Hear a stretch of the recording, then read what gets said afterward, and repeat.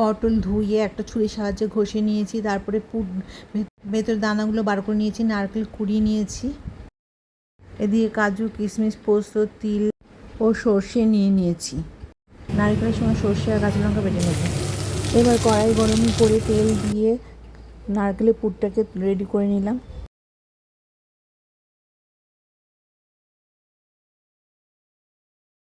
নারকেলের পুরটা তৈরি করছি, তার মধ্যে একটু চিনি আর নুন দিয়ে নিলাম। পুর আমাদের রেডি। এদিকে পোস্ত তিল কাজু কিশমিশে আমরা বেটে নেব।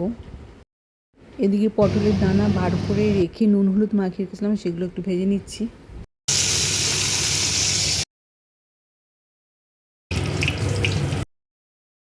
কড়াইতে তেল গরম করে জিরে ফোড়ন দিয়ে টমেটো কুচি দিয়ে দিলাম। এই সময় আমি কাঁচা লঙ্কা দিয়ে দিলাম, হলুদ দিয়ে দিলাম, জিরে গুঁড়ো দিলাম, ধনে গুঁড়ো দিয়ে দিলাম, লঙ্কার গুঁড়ো দিয়ে দিলাম, নুন দিয়ে দিলাম, চিনি দিয়ে দিলাম অল্প, কাজু কিশমিশ তিল আর পোস্ত বাটাটা দিয়ে দিলাম। মশলাটাকে ভালো করে কষিয়ে তারপরে জল দিয়ে দিলাম।